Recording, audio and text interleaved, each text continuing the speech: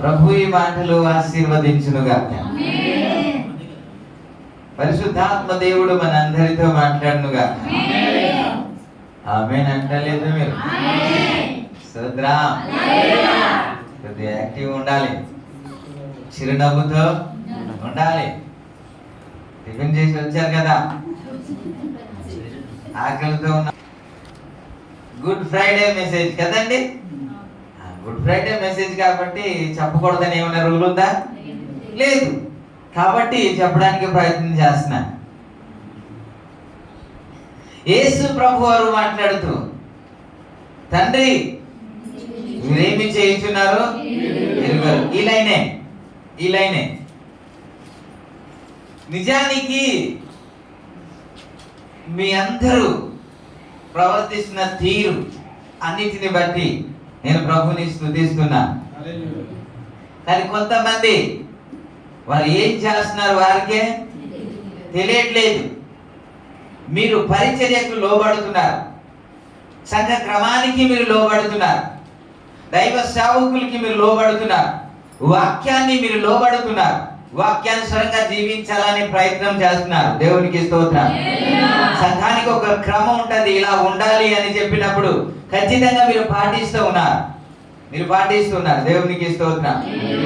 కానీ కొంతమంది ఇక్కడ కాదు, బయట ఉన్నవారు వారు ఏం చేస్తున్నారో వారికే తెలియదు.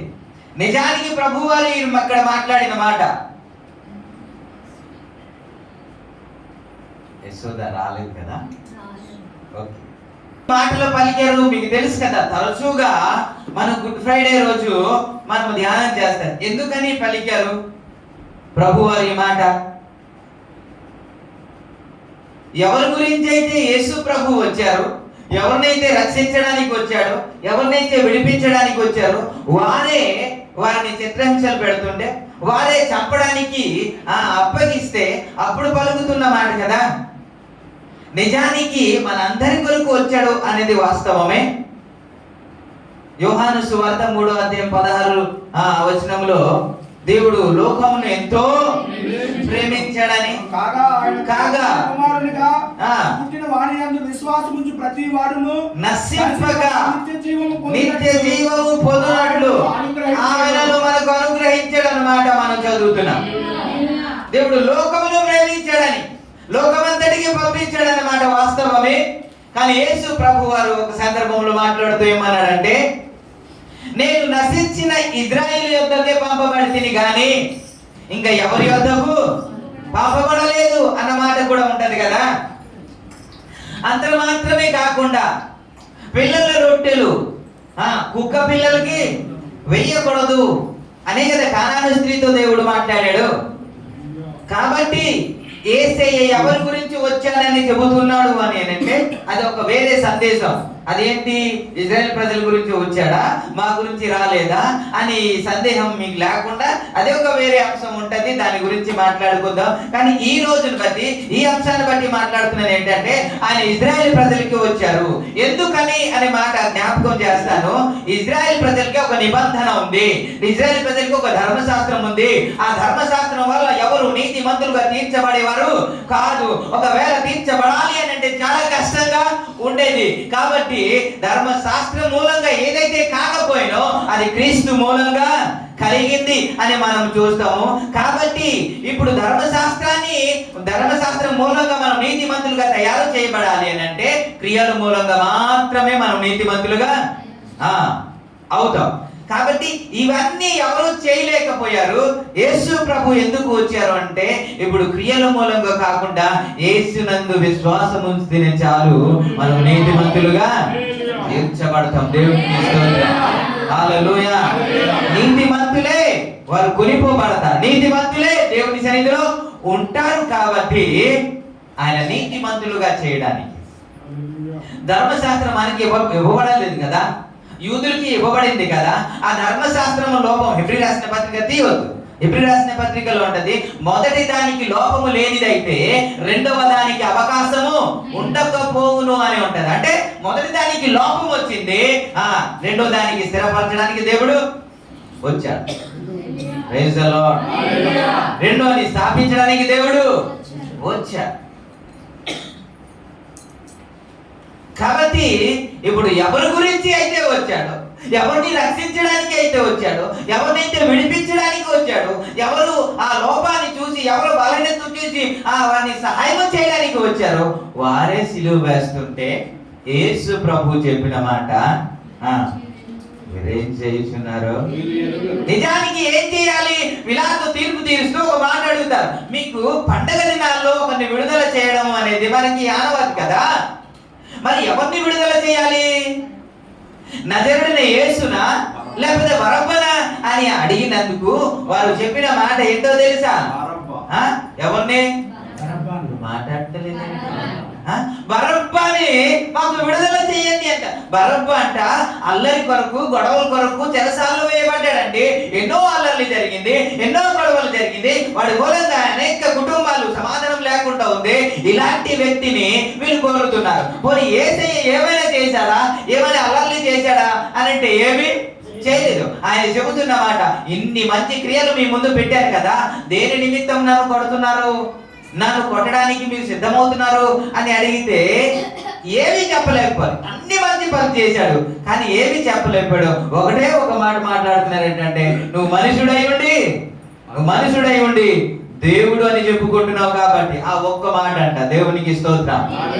హల్లెలూయా. నిజానికి ఎవరిని కోరుకోవాలి వీరు? ఎవరిని కోరుకోవాలండి? యేసునే. మాకు బరబ్బను వద్దయ్యా, మా బరబ్బా అవసరం లేదు. అల్లరి గురించి, గొడవల గురించి చెరసాలలో వేయబడిన ఇతరెందుకు? కుటుంబాన్ని శాంతి సమాధానాన్ని అనుగ్రహించడానికి దిగి వచ్చిన నీవే కదా నాకు కావాలి అని చేర్చుకోవాలి. కానీ వీరు ఎవరిని కోరుకుంటున్నారు, ఎవరిని వద్దనుకుంటున్నారంటే ఎవరైతే సమాధానం ఇస్తారో ఆయన వద్దనుకుంటున్నాడు, ఎవడైతే గొడవలు పెడతాడో ఆయన్ని కోరుకుంటున్నారండి. అంతే కదా. ప్రయాసపడి భారము మోయిచున్న జనులారా నా యొద్దకు రండి, నేను మీకు శాంతిని కలుగజేస్తానని పిలుపునిచ్చిన వాడు ఎవడైనా ఉన్నాడా అంటే నా యేసయ్య తప్ప ఇంకొకడు లేడు కదా. నేను ఇచ్చే సమాధానము లోకం ఇచ్చినట్టు కాదు అన్నాడు కదా. లోకం ఇచ్చినట్టు కాదు. ఆయన సమాధానము ఇంతలో ఉంది, అంతలో మాయమైపోయే సమాధానము కాదండి. దేవునికి స్తోత్రం. హల్లెలూయా. సో నిన్నటి దినాన ప్రార్థన జరిగింది జోసెఫ్ వాళ్ళ ఇంట్లోనే. ఆయన ఒక సాక్ష్యం చెబుతున్నారు. అయ్యా నేను ఒక సందర్భంలో కోమాలోనికి వెళ్ళిపోయానయ్యా. వెళ్ళిపోయిన తర్వాత నాకైతే అంతకు ముందు అక్కడికి వెళ్ళాను, ఇక్కడికి వెళ్ళాను, సమాధానం కావాలని కోరుకున్నాను కానీ సమాధానం అయితే నాకు మనసులో ఉండేది కాదు. ఈ కోమలోనికి వెళ్ళిపోయిన తర్వాత అన్ని నాకు నేను గమనిస్తున్నాను కానీ నాకైతే నేను ఆ కోమలో ఉన్నాను కాబట్టి నాకు తెలియట్లేదు. అయితే అంతకు ముందు వెళ్ళేవారు పాస్టమ్మ గారు వచ్చి నా కొరకు ప్రార్థన చేశారయ్యా. ప్రార్థన చేయగానే నాకు తెలియని ఆనందం, తెలియని సంతోషం నాలోనికి వచ్చింది అన్నాడు. దేవునికి హల్లెలూయా. ఈ సంతోషం ఇచ్చేది ఎవరు తెలుసా? యేసయ్య మాత్రమే. హల్లెలూయా. ఈ సమాధానం అనుగ్రహించేది యేసయ్య మాత్రమే. డబ్బుతో దేనినైనా కొనొచ్చు కానీ సమాధానం మాత్రము కొనుక్కోలేమండి. అందుకే ఆయన మాత్రమే పిలుపునిచ్చాడు. నా యొద్దకు రండి, నేను నీకు విశ్రాంతి ఇస్తాను, నేను నీకు సమాధానాన్ని అనుగ్రహిస్తానని పిలుపునిచ్చిన వాడు ఏకైక దేవుడు నజరేయుడైన యేసుక్రీస్తు ప్రభువా. ఇప్పుడు సమాధానం లేని కుటుంబాలు అనేకలు ఉన్నాయి కదా. మీరు చూడండి, అన్ని ఉంటాయి కానీ కుటుంబంలో సమాధానము ఉండదు. అన్ని ఉంటాయి, డబ్బులు వేస్ట్ కదండి. కాబట్టి సమాధానం ఉండి ఏమీ లేకపోయినా పర్వాలేదండి. దేవునికి స్తోత్రం. అందుకే గయ్యాల ఇంట్లో మాంసాహారం తినుట కంటే సమాధానం కలిగి శాకాహారం తినుట బెస్ట్ అన్నాడు. దేవునికి స్తోత్రం. హల్లెలూయా. ఎన్ని మాంసాహారం, బిర్యానీ, చికెన్ తింటే ఏముందండి? సమాధానం లేకపోతే తినదే అడిగిపోద్ది కదా. తృప్తిగా చిన్న ముద్ద తింటే చాలు కదా. అలాగే సమాధానం ఎవరు అనుగ్రహిస్తాడు? యేసయ్యే. ఇప్పుడు ఎవరిని కోరుకుంటున్నారు వీళ్ళు? ఏమంటే నేను ఇందులోనే ఉన్నాను సుమా. నేను ప్రభు వాళ్ళ గురించే మాట్లాడుతున్నాను సుమా. జాగ్రత్తగా వినండి, మీకు అర్థం అవుతుంది. చివరి వరకు వినండి, మీకు అర్థం అవుతుంది. మంచి మెసేజ్ మీకు అందిస్తాను. స్తోత్రం, హల్లెలూయా. నిజానికి ఎవరైతే సమాధానాన్ని అనుగ్రహిస్తాడో వారిని కోరుకోవాలి. ఎవరైతే అల్లరి చేస్తున్నాడో వారిని దూరం పెట్టాలి. కానీ వీరు రివర్స్, ఎవరైతే గొడవలు పెడుతున్నారో వారిని కోరుకుంటున్నారు. ఎవరైతే సమాధానం ఇవ్వడానికి వచ్చాడో వారినే చిత్రహింసలు. అప్పుడు పలుకుతున్న మాట, తండ్రి ఏం చేస్తున్నారు వీళ్ళకి తెలియట్లేదు. సామెతల గ్రంథం 14వ అధ్యాయంలో ఒక మాట ఉంటది, ఒకరి ఎదుట సరైనదిగా కనబడు మార్గము కలదు, తుదకు అదే. 12వ వచనం చదువుదాం. ఒకరి ఎదుట సరైనదిగా కనబడు మార్గము కలదు, అయితే తుదకు అది మరణమునకు త్రోవతీయును అన్నమాట. ఇది సరైనది మార్గము అన్నాడు, మరలి మరణమునకు అన్నాడు. ఏంటి అది? సరైన మార్గమే అన్నాడు కదండి. ఒక ఎదుట సరైనదిగా కనబడు మార్గము కలదు అన్నాడు. కింద వచనంలో, కింద లైన్లో తుదకు అది మరణమునకు నడిపిస్తుంది అన్న. సరైనది మార్గం అయితే మరణానికి ఎందుకు నడిపిస్తుంది? ఏమండి? అంతే కదా. అది సరైనది అయితే మరణానికి ఎందుకు నడిపిస్తుంది?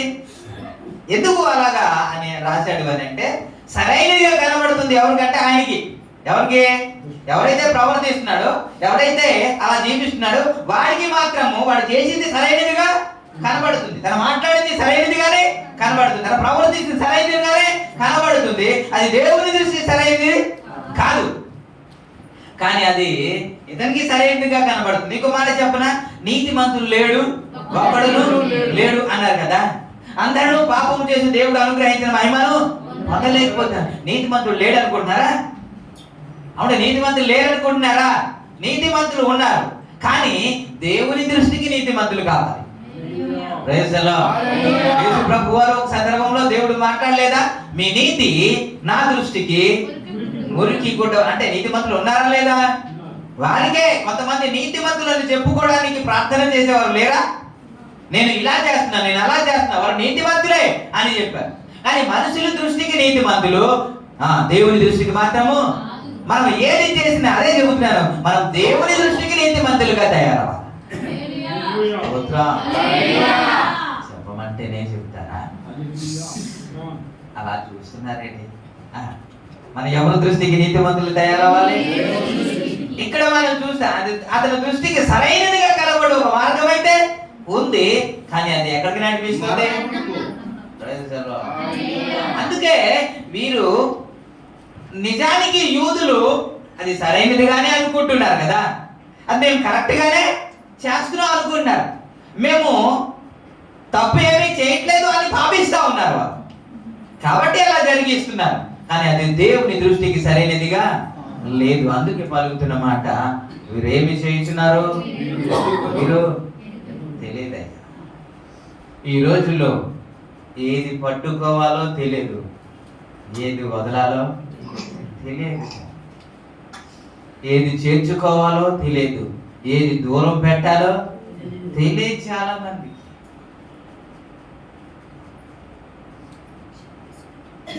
ప్రభునామానికే మహిమ కలుగును.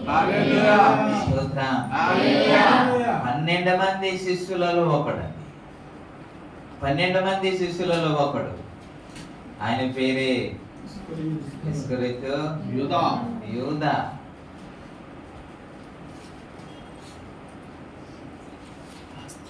స్తోత్రం. 12 మంది శిష్యులలో ఒకడుగా చేర్చబడ్డాడు, అనేక పరిచర్య చేశాడు, దేవుని పరిచర్యకు వచ్చాడు, దేవుని సంఘానికి వచ్చాడు, దేవుని సేవలోనికి వచ్చాడు. కానీ దేవుని సేవలో ఉంటూ, దేవునితోనే ఉంటూ దేవునికే అమ్మేయాలని ప్రయత్నం చేస్తున్నాడు. ఎవరికి? యేసయ్యనే అమ్మేయాలని ప్రయత్నం చేస్తున్నాడు. ఈయన వెళ్ళి అధికారుల దగ్గరికి వెళ్ళి నేను అప్పగిస్తే నాకు ఏమి ఇస్తారు అని అడిగితే వారి 30 వెండి నాణాలు ఇస్తామని చెప్పారంట. ఇది ఒక రోజుకు జరిగే ప్రాసెస్ కాదండి. అంతకు ముందు నుంచే ఆయన ప్లాన్ చేశారు. కాబట్టి ఇప్పుడు సమయం ఎప్పుడు దొరుకుతుందా అని ప్రయత్నం చేస్తున్నారు. యేసయ్య దగ్గరికి వచ్చి యేసయ్యని అమ్మాలని.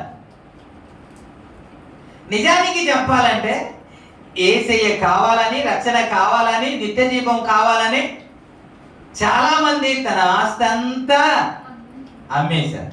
మీరు అపోస్తలుల కార్యం 4:32 నుంచి మీరు చదివించి వారందరూ ఏక హృదయమును ఏకాత్మ గలవారై ఉండిరి. ఎవడును తనకు కలిగిన వాటిలో ఏది తనదని అనుకొనలేదు. వారికి కలిగినదంతయు వారికి నష్టముగా ఉండెను. ఇది అపోస్తలులు బహుబలంగా ప్రభువైన యేసు పునరుత్థానం గురించి సాక్ష్యం ఇచ్చిరి. దైవ కృప అంతర్యందు అధికముగా ఉండెను. భూములైనను ఇండ్లనైనను కలిగిన వారందరూ వాటిని అమ్మి వాటి వేల తెచ్చి అపోస్తలుల పాదముల యొద్ద వారు ప్రతి వానికి వాని అక్కన కొలది పంచిపెట్టిన కనుక వారిలో ఎవరికి కొదువ లేకపోయారు. కుప్రోలో పుట్టిన లేవీయుడగు యోసేపు అని ఒకడు ఉండెను. అతనికి అపోస్తలుల హెచ్చరిక పుత్రుడు అని అర్థం ఇచ్చే బర్నబా అని పేరు పెట్టి ఉండిరి. భూమి గలవాడై ఉండి దాన్ని అమ్మి దాని వెల తెచ్చి అపోస్తలుల పాదముల యొద్ద పెట్టెను. ఓకే, మీకు ఏమర్థమైందో తెలియదు కానీ మొదటి సంఘం చేసింది ఏమిటి అని అంటే రక్షణ కావాలని, యేసయ్య కావాలని భూములైనను ఇండ్లనైనను అని ఉంటది అండి. భూములైనను ఇండ్లనైనను ఉన్నవారు అది అమ్మి అది తెచ్చి అపోస్తలుల పాదాల యొద్ద లేకపోతే పరిచర్యకే ఇచ్చేశారు అన్నమాట మనం చూస్తాం కదా. అంటే యేసయ్య కావాలని, రక్షణ కావాలని, నిత్య జీవం కావాలని సర్వస్వం ధారపోసి సర్వస్వం ఇచ్చేసి వారు దానిని తీసుకుంటూ ఉంటే, కొనుక్కుంటూ ఉంటే ఇతడు చేసింది ఏంటంటే యేసయ్య దగ్గరికి వచ్చి యేసయ్యనే అమ్మాలని ట్రై చేశారు. అంతే కదా. ఇప్పుడు ఏం చేయాలి? యేసయ్య కొరకు మనం ఏదైనా చేయాలి కానీ ఇంకో దాని కొరకు యేసయ్యని అమ్మకూడదు కదా. పౌలు అపోస్తలుడు కూడా తనకు సర్వస్వం ధారపోసి యేసయ్య కొరకే ఆయన పరిచర్యకు వచ్చేసాడు కదా.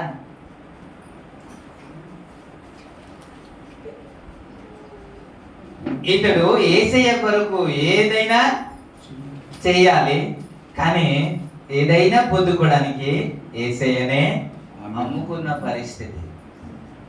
ఈ సందర్భంలో ఒక మాట మీకు జ్ఞాపకం చేస్తాను. నూతన నిబంధనలో దశమ భాగం గురించి లేదు అని కొంతమంది అనుకుంటున్నారు. సర్ది నాకు అంశం కాదు కానీ నేను జ్ఞాపకం చేస్తాను. ఓకే, దశమ భాగం లేదు, నేను ఒప్పుకుంటాను. అపోస్తలులు చేయలేదు, ఒప్పుకుంటాను.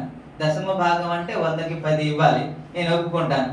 కానీ 100కి 100 ఇచ్చేశారుగా వీళ్ళు. ఏంటి 100కి 100 ఇచ్చేశారుగా. అలా చేస్తామా? మన కొత్త నిబంధనలో ఉన్నాం కదా, మనకి దశమ భాగం వద్దు కదా, పోనీ కొత్త నిబంధనే పాటిద్దాం. అలా వద్దు ఇలా వద్దు అంటే కుదరదు కదా. కాబట్టి అపోస్తలుల కార్యంలో మొత్తం అంటే అన్ని అమ్మేసి ఇప్పుడు 5వ అధ్యాయంలో కూడా అదే అనేది సపర ఏం చేశారు? వారు కలిగినదంతా అమ్మేసి కొంత దాచేసుకున్నారు. అంటే మిగతా వాళ్ళు దాచుకోలేదని అర్థం కదా. మీరు కొంత దాచుకుంటేనే ఏమొచ్చింది? మరణం వచ్చేసింది. అంటే మిగతా వాళ్ళు చేసిందంతా ఏమి దాచుకోలేదు, వారికి కలిగినదంతా తీసుకొచ్చి అపోస్తలుల పాదాల యొద్ద పెట్టేశారు. ఇవన్నీ చేస్తారా? చెబితే వాక్యంలో ఉంది అని చెప్తారా? చేస్తారా? ఎవరైనా చేయరు కదా. అందుకే మనం అది చేయమనేసి దశమ భాగం గురించే మాట్లాడతాం. దేవునికి స్తోత్రం. హల్లెలూయా. మళ్ళీ మళ్ళీ దశమ భాగం గురించే చెబుతున్నాడు ఏంటి అనుకుంటారు. కాదు కాదు కాదు కాదు, అంశం కాదు, సందర్భం వచ్చిందని జ్ఞాపకం చేస్తున్నాను అంతే. మీరు దీవెన కొరకే ఇచ్చి మీరు దీవెన పొందుకోవాలని నా ఆశ. హల్లెలూయా. ఇంకా చెప్పాలంటే మత్తయి సువార్త 13వ అధ్యాయంలో 44వ వచనంలో ఒక మాట ఉంటది. పొలములో దాచబడిన ధనమును పోలి ఉన్నది. ఒక మనుషుడు దాన్ని కొనుగోని దాన్ని దాచిపెట్టి అది దొరికిన సంతోషముతో వెళ్ళి తనకు కలిగినదంతా అమ్మి ఆ పొలమును కొనును. మరియు పరలోక రాజ్యము కొరకు పొలమంతా అమ్మి దాన్ని కొనుక్కోలేను అన్నమాట యేసు ప్రభు వారు కదా చెప్పారు. అదే కదండి, పరలోకము ఒక పొలంలో దాచబడిన ధరణితో పోలి ఉంది కాబట్టి ఒకడు దాన్ని చూచి అది కొనుక్కున్నాడు. ఎలా?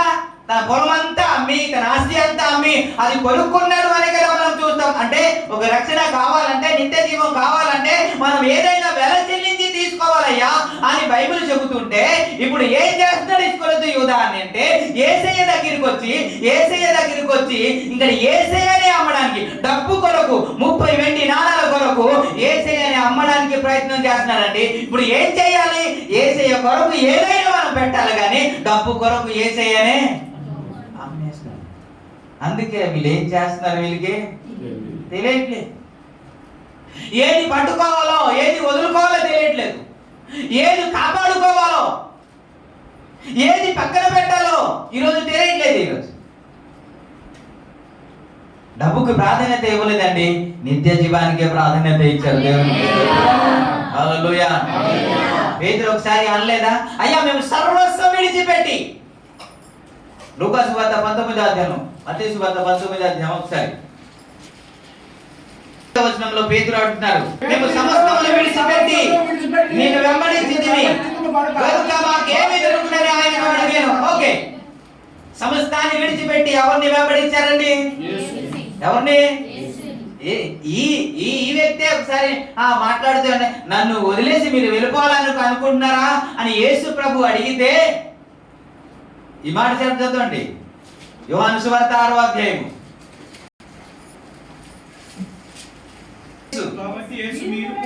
మీరు కూడా వెళ్ళిపోవాలని ఉన్నారా? సీమోను పేతురు, ప్రభువా ఎవరి వద్దకు వెళ్ళుదుము? నీవే నిత్య దీపపు మాటలు గలవాడవు, పరిశుద్ధుడు అని మేము విశ్వసించి ఎరిగి ఉన్నామని ఆయనతో చెప్పాను. దేవునికి ఆయన నిత్య జీవపు మాటలు గలవాడు, నిత్య జీవాన్ని అనుగ్రహించబడు ఎవడు అంటే యేసు మాత్రమే.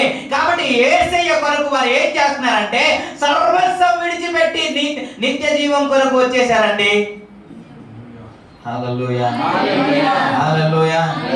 సహవాసం కొరకు దేనినైనా విడిచిపెట్టాలా, లేకపోతే దాని గురించి సహవాసం విడిచిపెట్టాలా? ప్రార్థన గురించి దేనినైనా విడిచిపెట్టాలా, లేకపోతే ఇంకా దేనికోసమో ప్రార్థన విడిచిపెట్టాలా? ఈ రోజు అదే అర్థం అవట్లేదు. మన సహవాసం కొరకు ఏది విడిచిపెట్టట్లేదు, మన ప్రార్థన కొరకు ఏది విడిచిపెట్టట్లేదు, దేవుని కొరకు ఏది విడిచిపెట్టట్లేదు. కానీ ఏదైనా సంపాదన కొరకు, లేకపోతే ఇంకో దాని కొరకు సహవాసమైన విడిచిపెట్టేస్తాము, ప్రార్థన వదిలేస్తాము, ఆత్మీయత వదిలేస్తాము, పరిశుద్ధత వదిలేస్తాము. దేవునికి స్తోత్రం. హల్లెలూయా. ఈ రోజు అర్థం కావట్లేదు, దేని కొరకు దేన్ని విడిచిపెట్టాలని అర్థం కావట్లేదు. అందుకే యేసు ప్రభు వారు పలికిన మాట, వీరేం చేస్తున్నారు, వీరికి అర్థం కావట్లేదండి.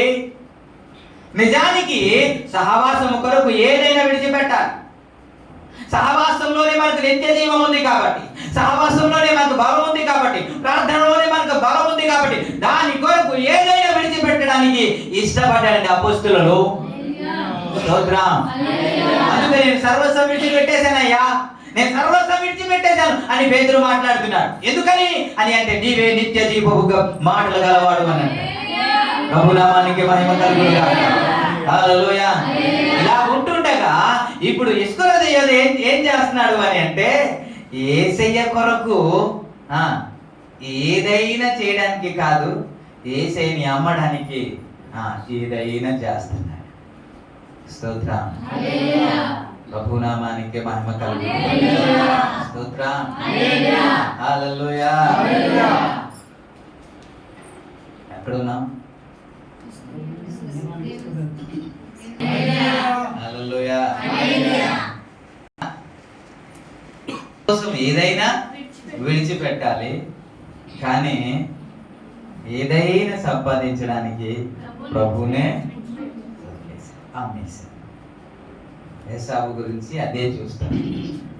దేని గురించి ఆయన దేనికి జ్యేష్ఠత్వను వదిలేయడానికి ఒక్క పూట కూటి కొరకు జ్యేష్ఠత్వమునే వదిలేసి, నిజానికి ఒక్క పూట అన్నం లేకపోతే చచ్చిపోతారా అంటే చావనే చావరు. కానీ ఆ ఒక్క పూట కూటి కొరకే జ్యేష్ఠత్వపు హక్కునే, దేవుడిచ్చిన ఆధిక్యతనే విడిచిపెట్టేశాడు.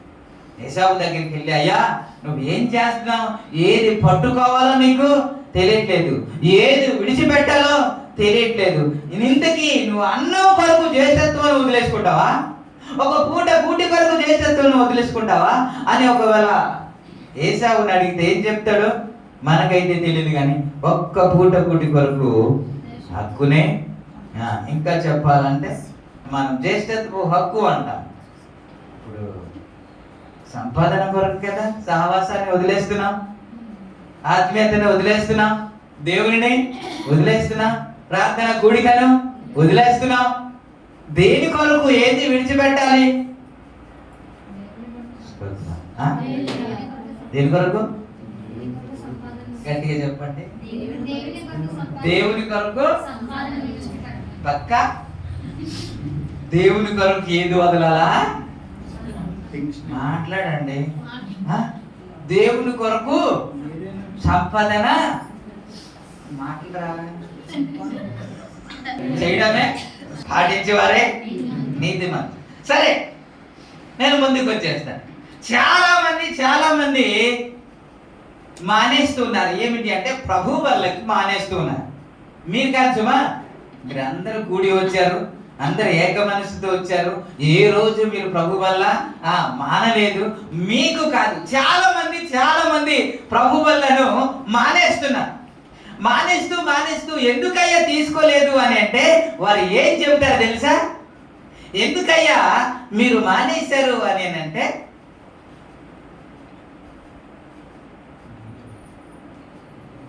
ఏం చెబుతారు వారు అని అంటే, దేవునికి అయ్యా మేము తప్పు చేసామయ్యా, లేకపోతే పొరపాటుగా మాట్లాడేసామయ్యా, లేకపోతే ఇంట్లో చిన్న గొడవ జరిగిందయ్యా, లేకపోతే సమాధానము లేదయ్యా. కాబట్టి ఇలాగుంటే, ఇలాంటి పరిస్థితిలో ఉంటే, సమాధానం లేకుండా ఉంటే, తొందరపాటులో మాటలు మాట్లాడి ఉంటే, లేకపోతే కుటుంబంలో సమస్య ఉంటే ప్రభు వల్లలోనికి వెళ్ళకూడదు కదా, అది పరిశుద్ధమైనది కదా, అది దేవుని రక్తం కదా, మనం ఎలా పడితే అలాగే మనం వెళ్ళకూడదు కదా అని మీరు మానేస్తున్నారు కదా. ఇప్పుడు వీరి గురించి మీకు ఒక ప్రశ్న మీ ముందు పెడతాను. మీరు దేవుని భయం కలిగిన వారా కాదా?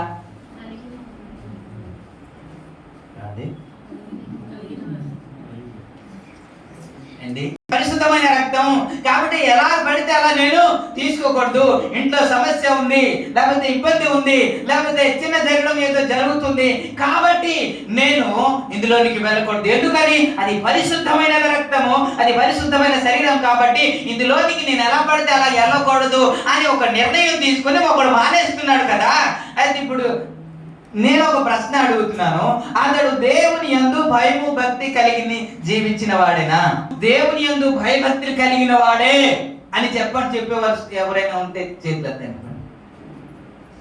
ఇక బొత్తిగా దేవుని యందు భయం లేదు అన్నవాడని చెప్పండి. అరే రెండింటికి ఏం చెప్పట్లేదు. ఇది దేనికి ఓటేస్తారు కొని? ఇది చెప్పండి సార్.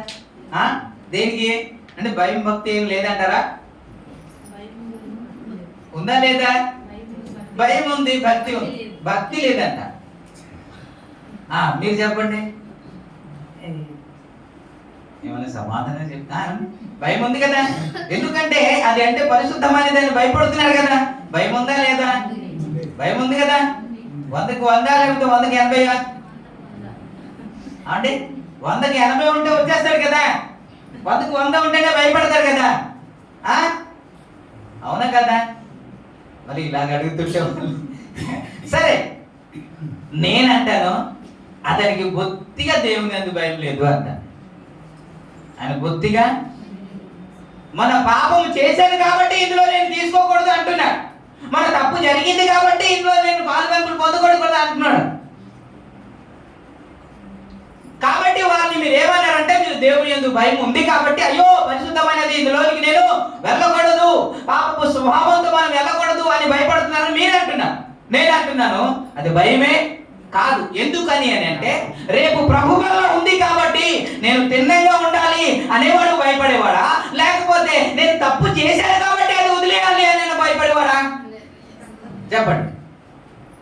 అరే ప్రభు వల్ల ఉంది కదండి, మేము పరిశుద్ధంగా ఉండాలి, ఈ పరిశుద్ధ పరిచర్యలో నేను పాల్గొనాలంటే నేను పరిశుద్ధంగా ఉండాలి, రేపు ప్రభు వల్ల కాబట్టి నేను అందులోనికి నేను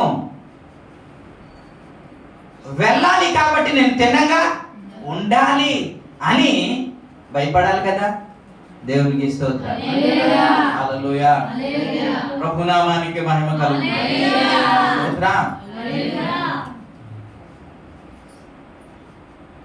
ఎక్కడున్నావు? భయపడాలి కదా. ఎవరిని భయపడాలి?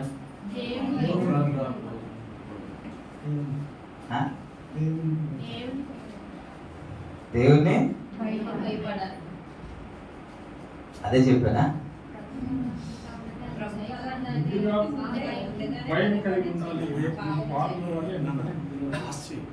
పాల్గొనాలంటే భయము అనుకుంటున్నారు కాబట్టి భయం ఉందా లేదా అని జ్ఞాపకం చేశారు. నిజానికి వచ్చే వారం ప్రభు వల్ల ఉంది కాబట్టి మనం పరిశుద్ధంగా జీవించాలి అని జీవించేవాడు భయపడేవాడా, లేకపోతే నేను తప్పు చేశాను కాబట్టి ప్రభు వల్లకు నేను వెళ్ళకూడదు అన్నవాడు భయపడేవాడా? నిజంగా నువ్వు భయపడితే అయ్యో నేను ఇలాగా ఉండకూడదనేసి ముందుగానే మనం పరిశుద్ధంగా జీవిస్తాం. కానీ తప్పు చేసి ఇప్పుడు దేన్ని బట్టి దేన్ని వదిలేస్తున్నాడంటే, తప్పు చేశాడు కాబట్టి ఇది వదిలేస్తున్నాడు కాదు. నేను పాపము చేయకూడదు, ప్రభు వల్ల తీసుకోవాలి కాబట్టి నేను పాపము చేయకూడదు అనట్లేదైనా. నేను తప్పు చేశాను కాబట్టి ప్రభు వల్ల తీసుకోకూడదు అని అనుకుంటారు. కానీ దేని బట్టి దేని వదులుకోవాలి? పాపము చేశాను కాబట్టి ప్రభు వల్ల వదులుకోవాలా, లేకపోతే ప్రభు వల్ల కోసమే పాపాన్ని వదులుకోవాలా? దేవునికి స్తోత్రం. హల్లెలూయా. ఈ రోజుల్లో మనం చేసింది ఏంటంటే, మనం తప్పు చేసాం కాబట్టి ఇందులోకి మనము వెళ్ళకూడదు, మనం పొరపాటు చేసాం కాబట్టి ఇందులోకి మనము వెళ్ళకూడదు అనుకుంటున్నాం. దాన్ని వదిలేసుకున్నా. ఇంకా నేను జ్ఞాపకం చేస్తాను, ఇది ఎందుకు తీసుకోవాలి అనే మాట కొద్ది జ్ఞాపకం చేస్తాను. యోహాను సువార్తలో 6:7 వచనంలో, మీ పితరులు అరణ్యములో మన్నా తినినారు, వారు మన్నా తినినారు, వారు చనిపోయిరి అన్న మాట మనం చూస్తాం. పరలోకము నుండి దిగి వచ్చిన ఆహారము ఇదే అన్నమాట. 51వ వచనములో, పరలోకం నుండి జీవాహారము నేనే,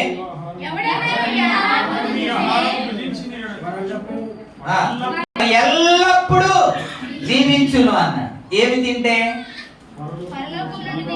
ఏం తింటే? ఏం తింటే ఎల్లప్పుడూ జీవిస్తారు?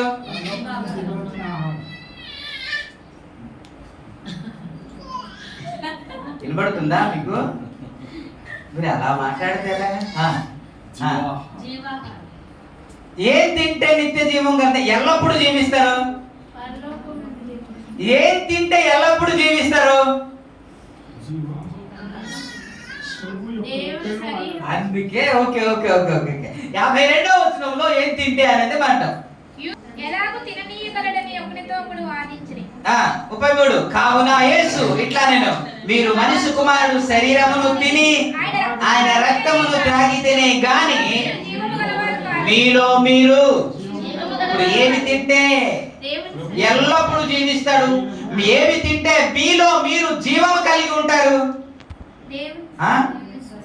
దేవుని శరీరమును ఆయన రక్తమును త్రాగి తింటేనే మనము జీవము గలవారం అవుతాం. దేవునికి ఎల్లప్పుడూ జీవము గలవారమే ఉండాలి అని అంటే మనం ప్రార్థన చేస్తే అంట కాదంట. దేవునికి స్తోత్రం. మన వాక్యము చదివితే కాదంట. దేని గురించి ప్రభు మాట్లాడుతున్నారంటే, ప్రభు బల్లలో, ప్రభు రక్తంలో, ప్రభు శరీరంలో ఎవరైతే పాలి భాగస్తులు అవుతారో వారు ఎల్లప్పుడూ జీవిస్తారని, మీలో మీరు నిత్య జీవము గలవారై ఉంటారని. దేవునికి స్తోత్రం. హల్లెలూయా. అదే కదా 54వ వచనంలో ఏమని ఉందండి? నా శరీరం ఉంది,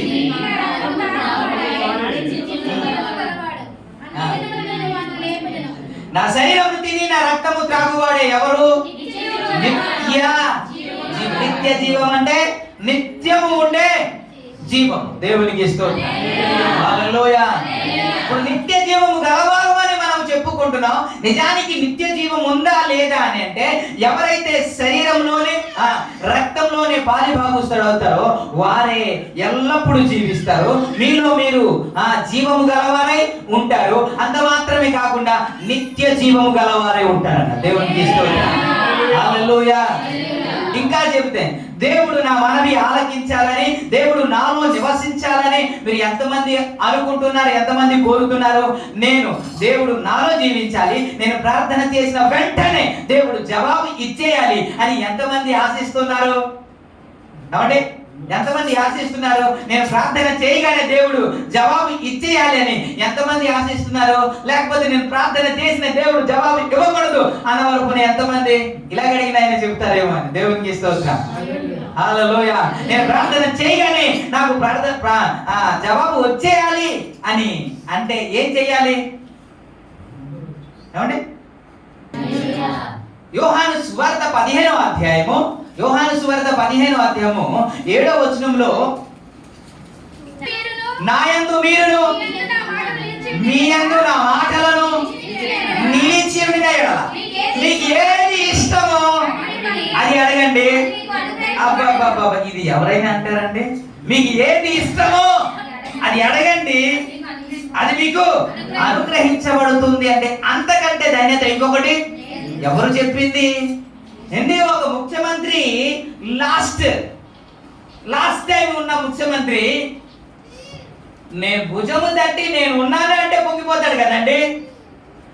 ఇలా భుజం తట్టి నేనున్నాను, నేను చూసుకుంటాను అంటేనే పొంగిపోతాడు కదా. మంత్రి నాకు చెప్పేది, ముఖ్యమంత్రి నాకు చెప్పాడు నేను ఉన్నాను అన్నాడు, నన్ను అన్ని చూసుకుంటానన్నాడు అని మనం పొంగిపోతాం కదా. ఒక ముఖ్యమంత్రి, ఒక రాష్ట్రానికి ముఖ్యమంత్రి నేను ఉన్నాను, సర్వస్వ నేను చూసుకుంటానంటే అంత ధైర్యం వచ్చేస్తే, ఆ దేవదేవుడు నీకు మాట ఇస్తే నీకు ఎంత ధైర్యం రావాలి? నువ్వు ప్రార్థన చేయగానే ఆ ప్రార్థనకు జవాబిస్తానని వాగ్దానం చేసింది ఎవరు? ఒక ముఖ్యమంత్రి కాదు కదా, ఒక రాష్ట్రానికి, ఒక దేశానికి ప్రధానమంత్రి కాదు కదా, ప్రపంచానికే రారాజు. దేవునికి హల్లెలూయా. ముఖ్యమంత్రి ఒక మాట ఇచ్చి మాట తప్పిపోవచ్చు కానీ మాట ఇచ్చి నెరవేర్చే దేవుడు నీ దేవుడు కదా, ఆయన నమ్మదగిన దేవుడు. ఈరోజు పాటకు పాడారు. నేను ఎందుకు ఇలా చూశాను మీరు పాడగానే అంటే అర్థం అవ్వాలి, ఏదో పొరపాటు జరిగిందని, అందుకే చూస్తాను. చెప్తారు నమ్మకమైన దేవుడు అని అంటే, మాట ఇచ్చి నెరవేర్చే దేవుడు అంటే, నీ జీవితంలో ఏదైతే వాగ్దానం చేశాడో ప్రతిదీ నెరవేర్చే దేవుడు అని అంటే ఎంత స్తుతించాలండి. మౌనంగా ఉంటున్నారంటే మీ మౌనం పాడు. దేవునికి స్తోత్రం. మీ మౌనం నశించునుగాక, నోరు తెరవబడునుగాక. అందుకే బాగుగా తెరువు అన్నాడు కదా, బాగుగా తెరువు నింపదను, తెరవకుండా ఎలా నింపబడుతుంది? కాబట్టి దేవుడు మీ నోరు తెరువుగా. సో నేను ఆమె అంటారు సగం అని తగ్గిపోయా. స్తోత్రం. ఇప్పుడు మన ప్రార్థన దేవుడు ఆలకించాలంటే, ఇప్పుడు ఆయనలో మనలో ఆయన ఎప్పుడైతే ఉంటాడో మీకు ఏది ఇష్టమో అడగండి. అప్పుడు మరి ఇందులో నుంచి అక్కడికి వెళ్ళిపోయేవంటి అని అంటారేమో. ఇప్పుడు మీరు 56వ వచనం ఒకసారి చదువుతాం. 56 నా శరీరమును తిని, యోహాను సువార్త 6వ అధ్యాయము 56, తిని నా రక్తమును తాగువాడు నా యందును నేను ఆయన యందును నిలిచి ఉన్నాము. ఏది ప్రార్థన చేస్తే కాదు, ఆయన శరీరంలో ఆయన రక్తంలో ఎవరైతే పాలిభాగస్తులు అవుతారో వారంట యేసులో ఉంటారంట, యేసు ఆయనలో ఉంటారంట. దేవునికి స్తోత్రం. హల్లెలూయా. శరీరమును ఎవరైతే భుజిస్తారో, శరీరమును ఎవరైతే తీసుకుంటారో వారు యేసయ్య హల్లెలూయా వారు ఇద్దరు కలిసి ఉంటారంట. దేవునికి స్తోత్రం. యోహాను సువార్తలో చదువుతున్నాము, ఎవరైతే ఆయనలో ఈయనలో ఆయన ఉంటారో అప్పుడు దేవుడు ప్రార్థన చేయగానే మీ ప్రార్థన ఆలకిస్తాడు. దేవునికి స్తోత్రం. ప్రభునామానికి మహిమ కలుగును. కాబట్టి నిత్య జీవము దేంట్లో ఉంది? ప్రభు బల్లలో నిత్య జీవము అంతే కదా. ఇప్పుడు దేనిని వదలాలా, దేనిని పట్టుకోవాలా చాలా మందికి తెలియదు. ఇప్పుడు పాపము చేశాను కాబట్టి, బలనిత ఉంది కాబట్టి, కుటుంబంలో సమాధానం లేదు కాబట్టి ఈ రోజు బల్ల తీసుకోను అనుకుంటున్నారు. బల్ల తీసుకుంటే ఏమవుతుంది? మీరు నిత్య జీవము గలవారు అవుతారు. మీలో జీవం ఉంటది, లేకపోతే మీరు చచ్చిన వారుగా ఉండరు. ఆత్మీయ స్థితిలో మీరు జీవము కలిగిన వారు ఎప్పుడు ఉంటారు అని అంటే, ఎప్పుడైతే మీరు తరచుగా దేవుని బల్లను తీసుకుంటారో అప్పుడు మీరు జీవము గలవారై ఉంటారని కదా బైబిల్ చెప్తుంది. ఒకవేళ తీసుకోకపోతే జరిగేది ఏంటి? మనం ఆత్మీయతలో చచ్చిన వారుగా ఉంటాం. ఆత్మీయతలో చచ్చిన వారుగా మనం ప్రకటన గ్రంథం 3వ అధ్యాయము 1వ వచనంలో చూసుకుంటే, నువ్వు పేరుకు మాత్రమే జీవిస్తున్నావు కానీ నువ్వు నిజానికి మృతుడవే, నీలో జీవం ఏమీ లేదు అన్నాడు. ఒక సంఘాన్ని పట్టుకుని అలా మాట్లాడడానికి ఎలా వచ్చింది అంటామేమో. ఎందుకు అని అంటే ఇతడు పేరుకు మాత్రమే జీవిస్తున్నాడు, దేవుని సన్నిధికి వస్తున్నాడు, ప్రభు బల్లకు దూరంగా ఉంటున్నాడు, ప్రభు రక్తానికి దూరంగా ఉంటున్నాడు, ప్రభు బల్లలో పాలి భాగస్తుడు అయితే కదా నీలో జీవం వస్తది. నిత్య జీవము గలవారై ఉంటాం. దేవునికి స్తోత్రం. హల్లెలూయా.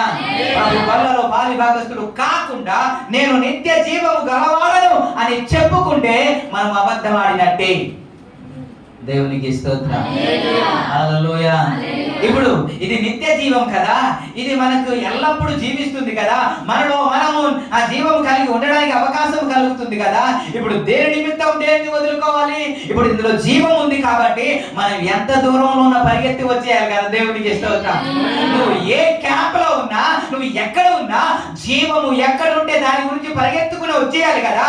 అయ్యో ఈరోజు ప్రభు వల్ల కాబట్టి నేను ఒక తీసుకుంటేనే జీవం పొందుకుంటాను కాబట్టి నేను దీనికి మిస్ అవ్వకూడదు అని ఏ క్యాంప్ లో ఉన్నా, ఏ ఊర్లో ఉన్నా, నువ్వు ఎక్కడికి వెళ్ళినా, నువ్వు ఏ డ్యూటీలో ఉన్నా సరే నువ్వు పరిగెత్తుకుంటూ వచ్చేయాలి కదా. దేవునికి స్తోత్రం. అయినా ప్రభు వల్లకి మనం మిస్ అవుతూ ఏం చెబుతామంటే, ఎందుకయ్యా రాలేదంటే, ఏం లేదండి క్యాంప్ ఉండేదండి, మీటింగ్ ఉందేనండి, అందుకే రాలేకపోయాండి. దేని గురించి దేనికి వదిలేస్తున్నారు? దేని గురించి దేన్ని వదలాలా? మీటింగ్ గురించి ప్రభు వల్ల వదిలేయాలా? సహవాసం గురించి ప్రభు వల్ల వదిలేయాలా? క్యాంప్ గురించి ప్రభు వల్ల వదిలేయాలా? అసలు అది ఏమి ఇస్తుంది, ఇది ఏమి ఇస్తుంది? ఇది నిత్య జీవం ఇస్తుంది. అదేమిస్తుంది చెప్పండి. అదే 2 వారాలు 3 వారాలు ప్రభు వల్ల లేకుండా మీరు ఉంటుంటే హ్యాపీగా బ్రతుకుతారు. ఎందుకు రాలేదంటే కొద్ది పని ఉందండి, అందుకు రాలేదు క్యాంప్ కాబట్టి నేను రాలేదు. అసలు ప్రభు వల్ల మనం తీసుకోలేదంటే ఎంత ఫీల్ అవ్వాలండి? ఏమి పోగొట్టుకున్న నిత్య జీవమే పోయింది కదా. సహోదరి మెసేజ్ చెప్పింది ఏంటి అంటే, ప్రభువా నీ ప్రజలు నీ యందు సంతోషించినట్లు మరలా మమ్మను బ్రతికించు అని కోరహ కుమారులు ప్రార్థన చేశారంట. బ్రతికించారంటే బ్రతికిన వారే ప్రార్థన చేస్తున్నారు. ఏమని అంటే మమ్మను బ్రతికించు అని. ఇది ఎందులో బ్రతికించాలా? నువ్వు బ్రతికే ఉన్నావు కదరా, మాట్లాడుతున్నావు కదరా, మరి ఎందుకు బ్రతికించమంటున్నావు అని అడిగితే బాగుంటది. కానీ ఆత్మలో బ్రతకాల. దేవునికి స్తోత్రం. ఆత్మలో జీవము కలిగి ఉండాల. దేవునికి స్తోత్రం. హల్లెలూయా. ఈ ఆత్మలో జీవం ఎలాగొస్తుంది అని అంటే, ప్రభు బల్లలో బాలి భాగస్తుడైతే నువ్వు ఎల్లప్పుడూ జీవం కలిగిన వాడై ఉంటావు. మీరు జీవము గలవారై ఉంటారు. అంత మాత్రమే కాకుండా నిత్య జీవము గలవారు అవుతారంట. స్తోత్రం. కాబట్టి ఈ ప్రభు బల్లకు వచ్చారు. ఎన్ని పనులు ఉన్నా సరే అది పక్కన పెట్టి ఇందులోకి వచ్చారు. స్తోత్రం. హల్లెలూయా. ఎందుకు అనంటే ఇదే నిత్య జీవము ఇస్తుంది కాబట్టి. ప్రభు నామానికి మహిమ కలుగును. చాలా కొద్ది మంది మాత్రమే ఏది ఏమైనా సరే ప్రభు వాళ్ళకి నేను ఉండాలి అని. మీకు ప్రభు వల్ల తీసుకోకపోయినా ఏ పెయిన్ లేదనుకోండి, ఇంకా సరైన పాకానికి రాలేదు అని అర్థం. చర్చి మానేసినా మీకు ఏ పెయిన్ లేదనుకోండి, మీకు ఇంకా సరైన పాకానికి పొగడాలు అవుదానే. స్తోత్రం. అది సరైన పాకానికి వస్తేనే అప్పుడు వేస్తే సుయమంటది, అప్పుడు వస్తాయి. లేకపోతే ఇంకా వేడిలో చెయ్యాలి. దేవునికి స్తోత్రం. ప్రభు నామానికి మహిమ కలుగును. ఉండాలండి, సహవాసం వదిలేస్తే బాధ ఉండాలండి. అయ్యో ఈ రోజు చర్చికి వెళ్ళలేకపోయాను, అయ్యో నేను సహవాసానికి వెళ్ళలేకపోయాను, అయ్యో నేను ప్రభు వాళ్ళకి దూరం అయిపోయాను, అయ్యో నిత్య జీవానికి దూరం అయిపోయాను అని ఒక బాధ, ఒక సోయి ఉండాలి కదా.